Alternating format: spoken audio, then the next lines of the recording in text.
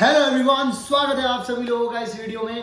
और आज हम बात करने वाले हैं 5 ऐसे टॉपिक्स के बारे में या 5 ऐसी बातों के बारे में जो अगर आप लोग बोर्ड एग्जाम देने जा रहे हैं या अभी आप लोगों के शायद प्री बोर्ड चल रहे हो तो उसमें बहुत काम आने वाली है। अगर 5 की 5 बातें ध्यान में रखी तो आप लोगों का कॉन्फिडेंस भी बढ़ेगा अपने एग्जाम में, पेपर करते वक्त कॉन्फिडेंस भी बढ़ जाएगा आप लोगों का, और तैयारी भी, अगले पेपर की तैयारी भी आप बहुत कॉन्फिडेंस के साथ कर पाएंगे। तो सबसे पहली बात करते हैं आप लोगों से, जब आप पेपर देने जाते हैं तो सबसे पहली चीज आपको पूरा पेपर नहीं पढ़ना है। क्यों नहीं पढ़ना है सर पूरा पेपर? पूरा पेपर इसलिए नहीं पढ़ना होता है क्योंकि अगर हम लोग पूरा पेपर पढ़ते हैं तो उसमें सबसे बड़ी प्रॉब्लम ये होती है कि कोई चीज हमें ऐसी होती है जो हमें नहीं आ रही होती, तो हमारे दिमाग में वही चलता रहता है। जैसे फॉर एग्जाम्पल मुझे क्वेश्चन नंबर 20 नहीं आ रहा है तो अभी मैं क्वेश्चन नंबर 6 कर रहा हूं, लेकिन मेरे दिमाग में ये चल रहा है कि यार क्वेश्चन नंबर 20 तो आता नहीं, 22 भी नहीं आता, 27 में ही मेरे को हल्का फुल्का ही आता है। तो ये चलता रहता है। इससे क्या होता है कि हमारा ध्यान बढ़ता रहता है, डिस्ट्रैक्शन रहते हैं। दूसरा पॉइंट और भी ज्यादा जरूरी पॉइंट, तीसरा पॉइंट और ज्यादा खतरनाक है। दूसरे पॉइंट में कि आपको स्पीड जो है वो शुरू से तेज रखनी है। मतलब ऐसा नहीं करना होता है कि भाई मैंने अभी करना शुरू किया, स्टार्टिंग में तो बिल्कुल एकदम मैं पिरो रहा हूं, आराम आराम से लिख रहा हूं, सोने चांदी बिखेर रहा हूं, लेकिन आगे चल करके क्या होता है कि काला अक्षर भैंस बराबर। तो वो काम नहीं करना है अपन लोगों को। तो अगर हम ये काम नहीं करेंगे तो टीचर भी हमारे साथ गलत काम नहीं करेगा। गलत कैसे?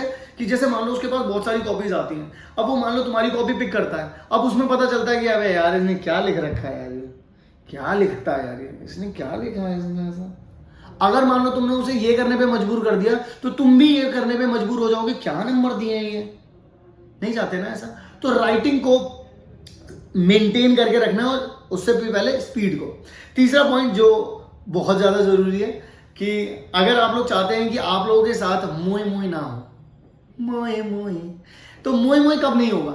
जब आप लोग इस तरीके से जो सोशल मीडिया प्लेटफॉर्म्स हैं, अगर आप लोग उन पे वीडियोस देखते रहते हो तो उसमें प्रॉब्लम सबसे बड़ी क्या होती है, हम लोग गाना सुनते रहते हैं ना, गाना सुनते रहते हैं तो हमारे दिमाग में भी यही चलता रहता है, मोए मोए चलता रहता है ना। तो यही चीजें आपके एग्जाम टाइम पर आपके साथ न चले, ये भी अगेन डिस्ट्रैक्शन ही तो है। एग्जैक्टली मैं यही समझाने की कोशिश कर रहा हूं, इसलिए मेरा तीसरा पॉइंट और गजब का था। अच्छा, चौथे पॉइंट पे जाने से पहले आप लोगों को एक बात बताना चाहता हूं कि हम लोगों ने आप लोगों के लिए एक नया बैच लॉन्च किया है जिसका नाम है योद्धा बैच। इस योद्धा बैच में आप लोगों को पूरा मतलब 5 के 5 सब्जेक्ट पढ़ाए जाएंगे। 3 सब्जेक्ट्स की लाइव क्लास होगी, यानी कि मैथ, साइंस और एसएसटी की, और 2 सब्जेक्ट जो है वो आपको रिकॉर्डेड फॉर्म में मिलेंगे।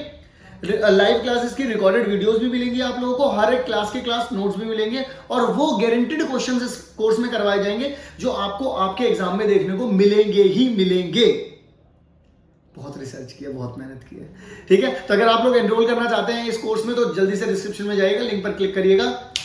899 का कोर्स है और सब कुछ धमाकेदार होगा, 5 के 5 सब्जेक्ट। चलिए नेक्स्ट पॉइंट पर चलते हैं, वो है आपकी हैंड राइटिंग।